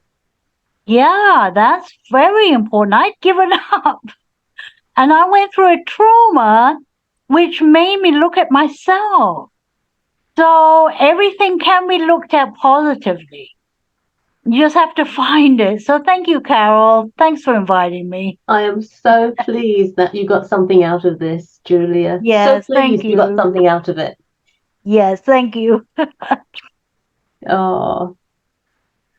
And Kashan, when you talked about, and I get emotional when I think of how you started sharing about losing your loved ones at such young early ages, and it made you decide that tomorrow's never guaranteed. You don't know how long we've got on this planet, and making the most of every day. You know, what can I do that was different from yesterday in order to find where I want to be and where I need to go? Yeah. For me, life is an adventure and should be lived as such, because we just never know. And making the most of the friendships that we have, the relationships that we have. Yeah. I'm getting all soppy now. No, thank you, Kara. I mean, and you're right, though. There's such a deep appreciation for life and its experiences when you just take the outlook of, well, what do I want to do now? And you learn that everything becomes precious, and you cherish it as such. And so I thank you just for that highlight. Beautiful. Isn't it that our adversities become our biggest door to walk through them into something that is more enlightened and into better versions of us? If we were stayed in our comfort zone and, you know, we had that normal life, to say so, I'm not sure. I mean, I see such powerful women just right here on my screen, and I'm thinking this is truly empowering. Carol, thank you. Carol, thank you for bringing us together. This is truly empowering. I mean, listening to these stories, who would not be moved? Because Sean, I was actually crying when you were talking, you know, over there, because I could relate to you at so many levels, especially to do with kids. And although, you know, I've come a long, long way in the last 10 years myself, personally, it's always there in the background to remind us that, you know, Farah, you said, isn't it, that 10 years ago, if somebody said, no, Kishore was talking, that 10 years ago, if somebody said you'd be speaking, you'd be doing this, you wouldn't have believed it. And when you give yourself that reminder every now and then that, you know, this is not the limit either. Like Farah was saying, this is not. And I love the expression, Farah, when you said, my ceiling is my floor. That's beautiful. That's sexy, if anything. That's wonderful. That's absolutely gorgeous. You know, that it's us who limit ourselves. And if you look back and think, 10 years ago, I would not have ever thought I would become this. There's no reason you have to be the same version for the next 10 years. We've got to continue. Raquel, your art pieces and your ideas, out of the box ideas, they're just wow. They're just wonderful. And I think truly tonight, Carol, we have hit a mark again. With the quality of wonderful speakers we've had tonight. So I want to say a big thank you to everyone. Farah, you've got something to say. Please go on. I want to talk about the artwork and what it's inspired me to do. I consider myself very creative, in the sense, not the kind of creativity you showed me. You actually showed me a very high bar, and I just was fascinated by your thinking and how you've created this. So I would love to connect with you, and fascinating, you know, what you're doing with your kids and what you're doing for the world. So I want to say thank you. And as I was thinking, I'm creative? No, I mean, I just realized that if I had to do a talk any other time, I would actually do it differently.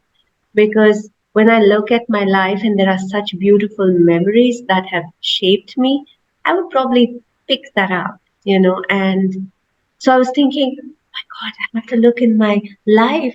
I have this most amazing, amazing experiences that really like shook me or whatever. And when you showcased yours, and I felt like it reminded me of that, which I probably had dismissed it or had squashed it away. That would be a way in which I would connect to everything now.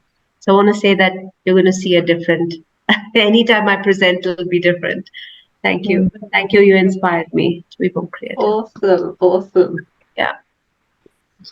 Oh. I have a quick question if there's time. Yeah. So Kashan and Farah, you were talking about the idea of like creating yourself or recreating yourself on a daily basis or a regular basis, what does that look like for you?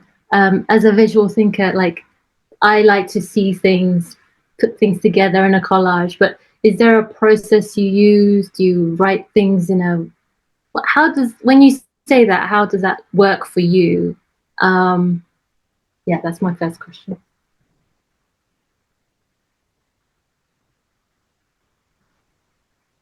I can. Okay, after you.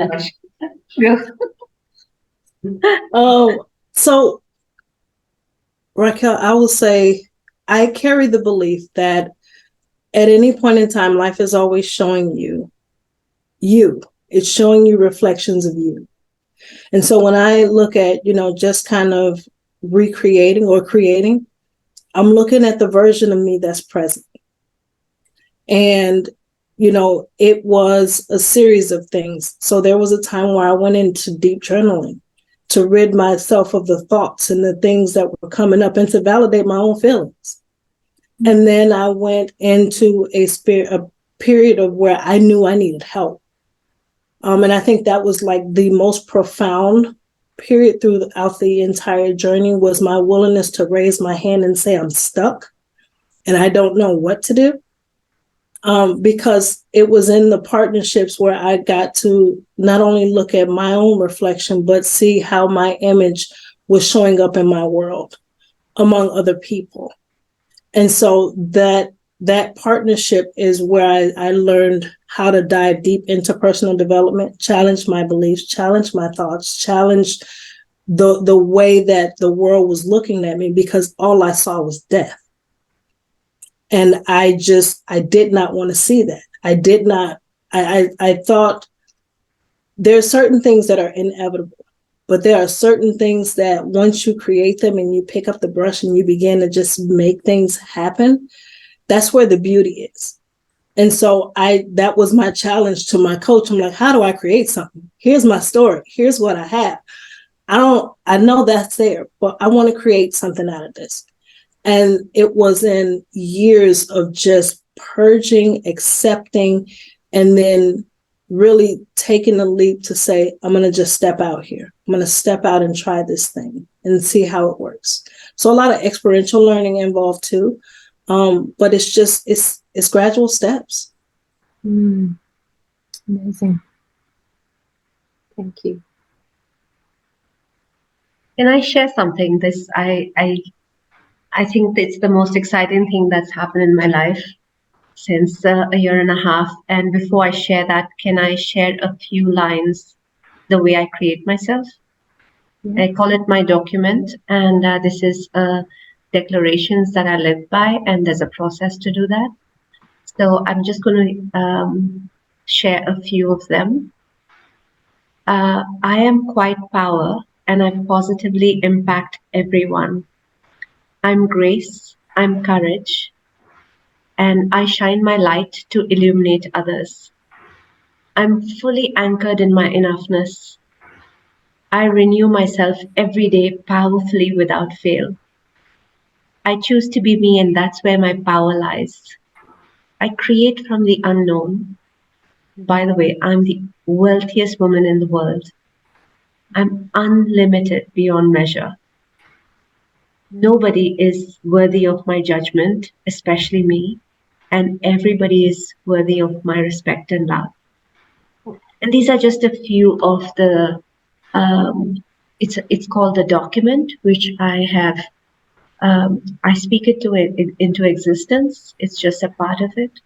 And it comes from a very powerful process from somebody who came into my life, and I would love you to experience him. His name is Steve Hardison. He's called the Ultimate Coach. He's in Arizona, the USA. And there's a book called The Ultimate Coach, written by his wife and somebody else, I forgot. Oh my gosh, I can't say that. By Amy Hardison. And the book is so powerful. It's about Steve and the impact he's had. He's a $200,000 coach, but he's the most incredible man I've experienced. And I want to say that one of the things that powerfully people who have been coached by him and who are getting coached is creating it's a process how you create. Everything is about creation. And that book is written about him, but the power of the book is what came, is about reading it about yourself. So there's a process of reading the book, and it becomes like your autobiography when you read it about yourself. So I'm in my second or third reading. I'm also very, very big part of a community where I serve there as well. And I want to say that this whole thing about creation, I just fell into it. So my whole orbit has changed since 2 years, and who I'm becoming and how I create my relationships and create my business or create this moment is all a creation. And I want to say that, yeah, I'm excited with by sharing this with you, because you could actually see the whole document process is not just writing these lines. There's a lot of work of forgiveness of all my judgments. And that's when I've created this into being. So it's a very powerful process. That is deep. It is. We didn't expect those answers, but I'm taking notes. So yeah. I will be in touch. Awesome, awesome. And Farah, thank you. It must be 1 o'clock, just gone 1 a.m. No, it's only 1:30. 1:30 a.m. Oh, p.m. 1:30. No, 1:30 a.m. But by the way, this is how I wake up as well. I promise you. I wake up. I love the world. I sleep like this. So no excuses. I'm not doing any sacrifice. I'm loving every second. It's expanding me as well. Yeah. I choose fantastic. to be here. Yeah. Oh, thank you, thank you, thank you. Oh, so, all right. Oh, Georgia, if it's yes, quick. So, Raquel, when did you get to discover that you need to study art psychotherapy? When? Mm-hmm. You know, I'll be honest with you, yeah? I didn't really want to. After, you know, the rejected offer from 15 years ago, as I mentioned, I thought, that's a closed door for me. But not long after the lockdown lifted, I did some work around schools and with kids who have special needs. And I noticed that my creative interventions, which would help them with their memory or would help them learn about the world. So I would offer like a creative platform where they had space and freedom to express or to learn. So it's quite different from the teaching of art, you know. It was then I realized, ooh, this is quite like art therapy. I felt like the Holy Spirit was saying, look into it. And I did, and I researched all these different schools around the UK, and I inquired in the school in London. I did a taster session, and what they get you to do actually is to undergo art therapy yourself. So I was playing with toys in a sand tray for one activity. We did some role play of poetry and drama and group work. And my goodness, I discovered some things about myself, which in a way is a bit like going to counseling or therapy, but you have the creative forms to play with, and you can discover some things that perhaps in the verbal means you might not have touched upon like that. So I definitely believe God's hand was on it, because it certainly wasn't on my cards. So like what Kaushalya and Farah have been saying, you know, being open to new opportunities and seeing on your compass, if you like, it's a good fit for me. If so, let's give it a go. So even at this stage, I've got a scholarship for a year. I'll give it a go for a year, but I don't know if I'll go all the way to masters. We're just going to take it one day, one season, 1 year at a time. Oh, thank you. I didn't even know that there is such a thing called art psychotherapy. I just knew that there is art, but the career psychotherapy. I did not know about it, and I find it very interesting. There is for drama as well, music and art. Many different forms. Thank you. Thank you very much, ladies. And especially about the point where where as a woman you need to create yourself, and also about all those fears and wanting to be independent woman who does not need help. So I also have been through that. Most of the time, it's very difficult for me to ask for help. And yeah. So I'm glad about what I've learned. Awesome. And thank you for, stepping up and asking the things that concerned you, opening up. Thank you. Thank you very much. And Fortunate, thank you for joining us from Nigeria. It's lovely to have you here. Evelyn and Lesarine. And yeah, we've had an amazing evening. Ritu, I hand over to you. Thank you, Carol. I've got not much to say. Just a big thank you to our lovely, wonderful speakers, everyone who decided to share their time with us tonight, everybody who'd be watching later. And all I ask and request for is to keep connected, please. We have got some social media presence. If nothing more, give us a follow, a like. That would mean a lot as well. I'd connect with each one of you on LinkedIn because I'd love to learn more about yourself, your work, your journeys. And Raquel, when you said there was God's will in the transformation that you experienced, I believe we're all chosen ones. I believe there is God's will, God's hand.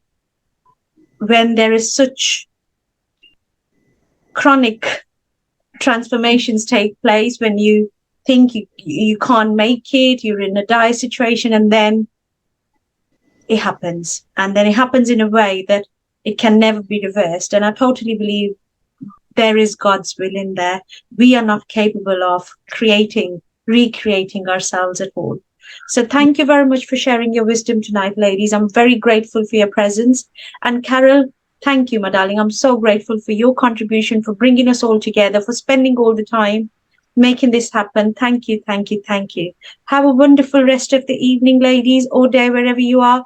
Farah, good night, my lovely. Good morning, everybody. Bye for now. Thank you, everyone. Bye-bye. Bye.